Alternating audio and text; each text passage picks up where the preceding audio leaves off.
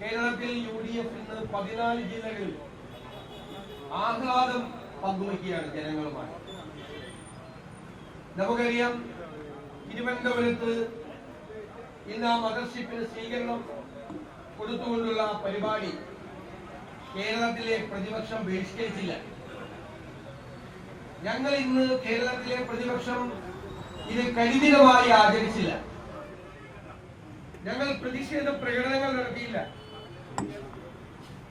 ഞങ്ങൾ ചെയ്തത്, ഞങ്ങൾ ഈ സംസ്ഥാനത്തിന്റെ വികസന ചരിത്രത്തിലെ സുപ്രധാനമായ നാഴികക്കല്ലാവുന്ന ഈ പദ്ധതി യാഥാർത്ഥ്യമാകുന്ന ഈ ദിവസം ഞങ്ങൾ ഈ സംസ്ഥാനത്തെ ജനങ്ങളുമായി ആഹ്ലാദം പങ്കുവയ്ക്കുക.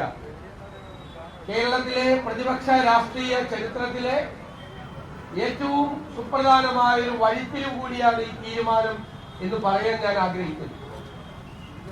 ഇത് ശ്രീ ബെന്നി ബെഹനാൻ എനിക്ക് മുൻപ് സംസാരിച്ചപ്പോൾ സൂചിപ്പിച്ചതുപോലെ ഇത് ഐക്യ ജനാധിപത്യ മുന്നണിയുടെ കുഞ്ഞാണ്. ഒരു സംശയവും വേണ്ട. 1991 ഇവിടെ അധികാരത്തിൽ വന്ന ശ്രീ കെ കരുണാകരന്റെ നേതൃത്വത്തിലുള്ള ഐക്യ ജനാധിപത്യ മുന്നണി മന്ത്രിസഭയാണ് ഇതിനുള്ള ചർച്ചകൾ ആരംഭിച്ചത്. അന്ന് തുറമുഖ മന്ത്രിയായിരുന്ന ശ്രീ MV രാഘവനാണ്, അദ്ദേഹത്തിനെയാണ് ശ്രീ കെ കരുണാകരൻ ചുമതലപ്പെടുത്തിയത്. അന്നാണ് എങ്ങനെയായിരിക്കണം വിഴിഞ്ഞം തുറമുഖം എന്നതിന്റെ ഡിസൈനും അതിന്റെ എഞ്ചിനീയറിംഗും അന്ന് പൂർത്തിയാക്കി. പിന്നീട് മാറി മാറി വന്ന പല ഗവൺമെന്റുകളും അതിനുവേണ്ടി ശ്രമിച്ചെങ്കിലും അത് മുന്നോട്ട് പോകാൻ പോയില്ല.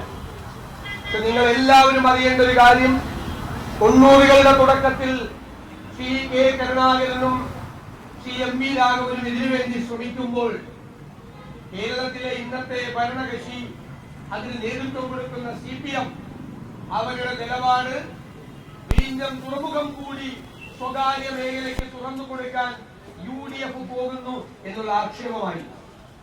പിന്നീട് അവർക്ക് തന്നെ ഇത് സ്വകാര്യ മേഖലയിലെ തുടങ്ങാൻ കഴിയുകയുള്ളൂ എന്നുള്ള യാഥാർത്ഥ്യത്തിലേക്ക് തിരിച്ചു വരാൻ വീണ്ടും ഒരു 2 പതിറ്റാണ്ട് കാലം കൂടി അവരെടുത്തു. എന്നിട്ടും ഇത് യാഥാർത്ഥ്യമായില്ല. ഒരിക്കലും ഒരു ചൈനീസ് കമ്പനി മുന്നോട്ട് വന്നു.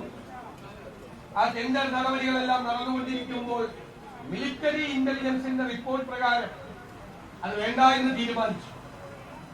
അന്ന് കേന്ദ്ര ഗവൺമെന്റിനെ കുറ്റപ്പെടുത്തി, UPA ഗവൺമെന്റിനെ കുറ്റപ്പെടുത്തി. അന്ന് എന്തുകൊണ്ടാണ് ഇത് വേണ്ട എന്ന് പറഞ്ഞത്?